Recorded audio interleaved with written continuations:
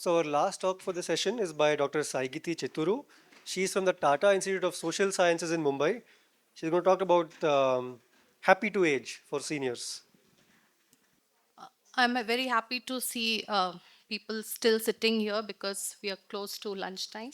Thank you so much to IIC and to the team for having us here for this presentation. So for my presentation, I think Dr. Anu and Dr. Anil, they had set the tone and the context for my presentation because I come from a very different space. In fact, me and Sunandi, where are you? If you can wave at me. Okay. So we come from a very different space, which is a social space. So folks, you will have to change your lens to look at what are we trying to say here.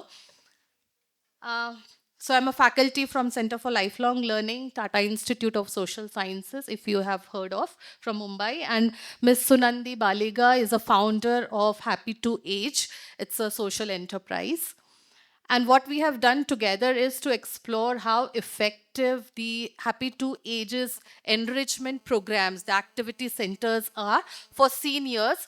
And this is a venture in housing complexes in Mumbai. So Tata Institute,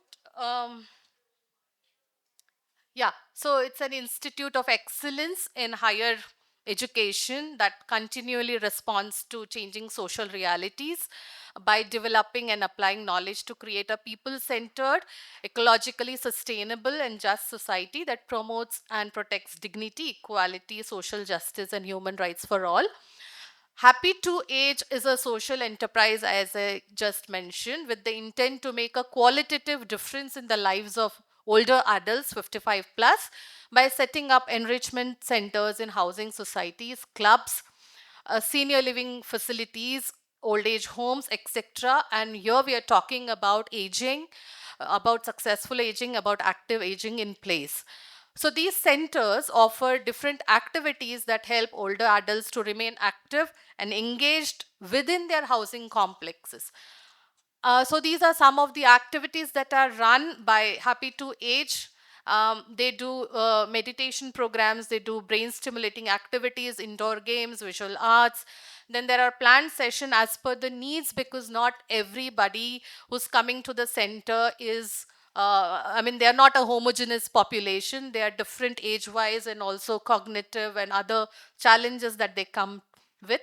So there are different psychological awareness sessions, memory clinics that are hold for them, some short trips, intergenerational activities, because that is most important to have a youth and elderly, intergenerational activities to bridge the gap. And also some guest speakers and expert sessions are invited for preventive health care.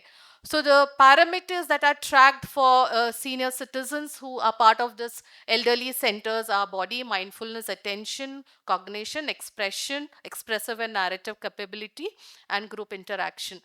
So what did we do together was to assess how this enrichment activities or engagement activities, and do they make any difference to the lives of senior citizens, because we are talking about well-being and it's a huge canvas. So for us, the focus areas were to look at the activities on well-being from the perspective of senior citizens who are part of all these activities, and also some observations by caregivers on any behavioral changes that they saw in their loved ones.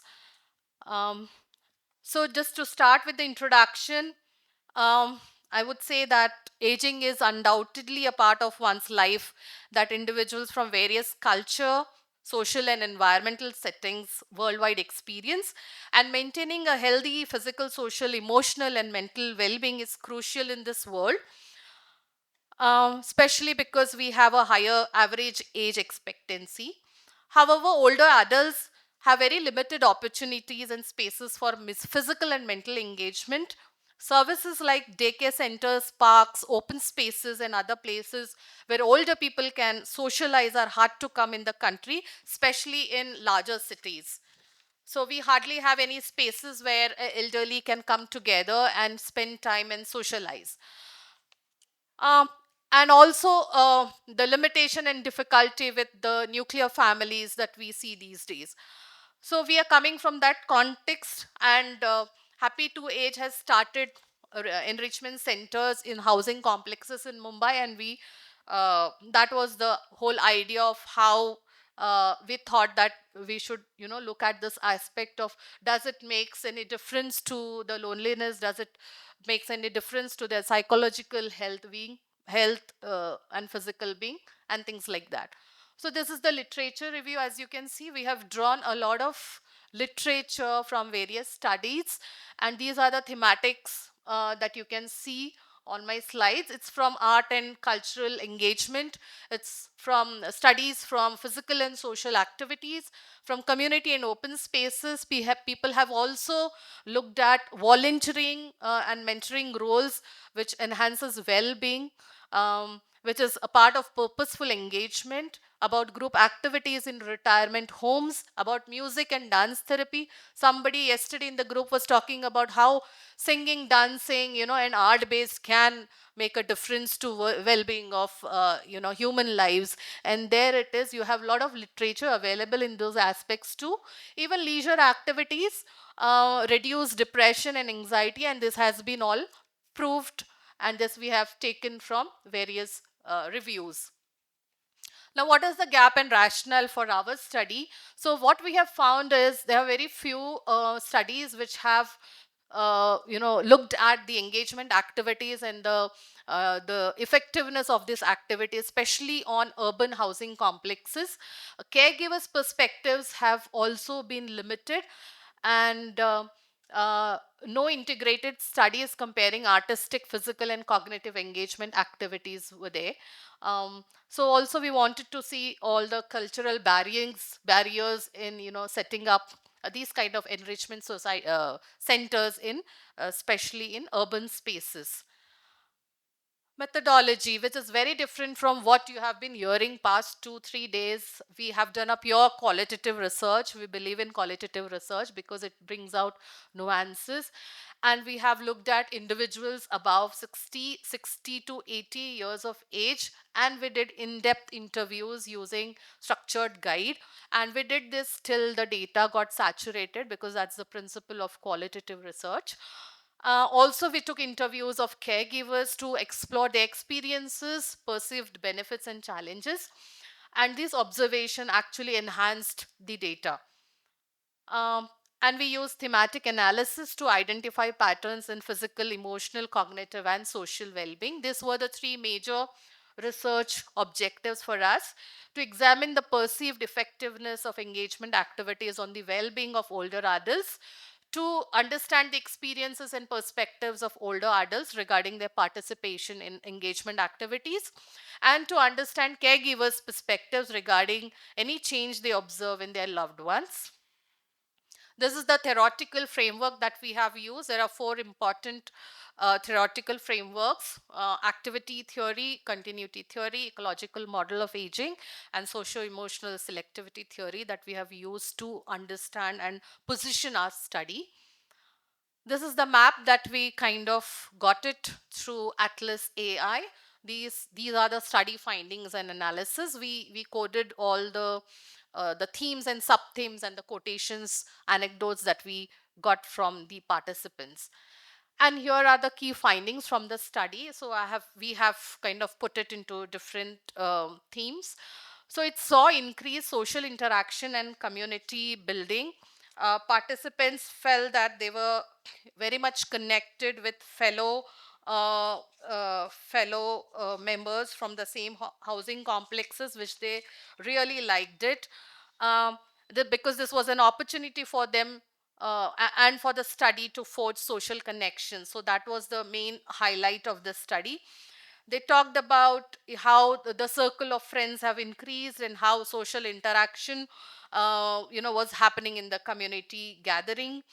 Uh, so there was a lot of pure connections and belonging, and community support for the people who were part of the community center. It also saw enhanced physical and mental stimulation because of the various games and physical activities that were conducted twice weekly, that it saw this enhanced physical and mental stimulation. One could also find improved emotional well-being and personal growth. There was a strong sense of purpose and self-worth. I heard Dr. Anil talking about sense of purpose and self-worth, and this is what we saw, because they felt that they were doing really something and it made them very positive about what they saw, what they did. And this was starkly observed by the caregivers. About they saw changes in their moods and behavior and the way they were taking their lives.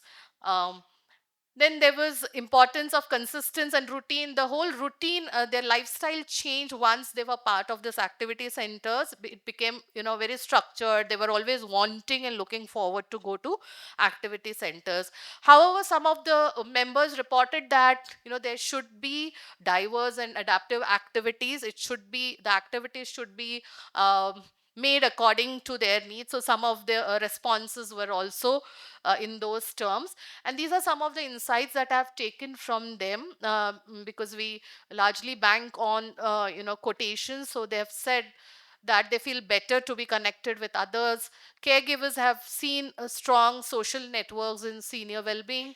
There was a case where an elderly woman had a surgery and she was not well. She was irritated, mood swings, changes. But once she started coming to the center, her son noticed a very remarkable change in her behavior. She was like better, she was calm, and I think this was all because of the activities and the kind of interventions that were done. This, I'm just running this through. Okay, so the larger discussion and conclude is that they definitely, older adults experience social, physical, emotional, and cognitive benefits by the kind of socialization in spaces. If they get this kind of environment, definitely one can see some positive change. It also kind of builds social relationship, boosts morale, and create motivation. Participants, however, seek a lot of variety in activities depending on who the person is and the spaces that they come from. Um, Again, they have largely liked cognitive activities like puzzle, sudoku. They also enjoy art based tasks, which is very important to improve mental health. um yeah, so this is what I had. Limitations in terms of the study, because this is a pure qualitative study. We would want more quantitative analysis also of these kind of studies. Not many men could come forward to getting themselves as a respondents for the study. That was another limitations. These are the references. And last but not the least, I would like to thank all my students who were part of this research, Jaspreet, Zara, and Mohammed, and also Sukanya Mitra, who helped me in looking at the thematic analysis. Thank you, Sugandhi. Thank you very much, Dr. Saigita. Is there one quick pressing question? Yes. Thanks, Doc. So my question is, how do you plan to scale an intervention like this? Because right now you're going through housing societies. Let's say there is a standalone society that has maybe just 2 or 4 elders. So how would this be applicable, and what are the other interventions you're thinking about? Yeah, so we have started this off as a pilot study just to test also how it works, and is it really one thing that we want to scale it up. And maybe Sugandhi is here. I mean, she would want to more talk about in such scenarios. Thanks. I think it's a very relevant question. And as an entrepreneur, this is a question which we have to handle in terms of how do you really scale it. So, one of the mechanisms that we are really looking at is that we need to take this knowledge of whatever we are doing, documenting our activities, creating manuals, creating the standard operating procedures of how to handle activities in a housing setup where people within their own complexes can enjoy. So we will have to look at a possibility to scale this through maybe a franchising possibility, or also look at real estate groups that we can advocate, saying that there is these large real estate projects that are coming up, in which there's hardly any design for seniors. There is nothing, no thinking around how aging population can be settled in a large community. So we are also in discussion with large real estate groups, where that's how we have got an entry point. So our entry point is real estate group. Thank you so much. With this brings us to the end of this session. My sincere thanks to all the speakers for making this session so informative, and thanks to all the audience for making it so interactive.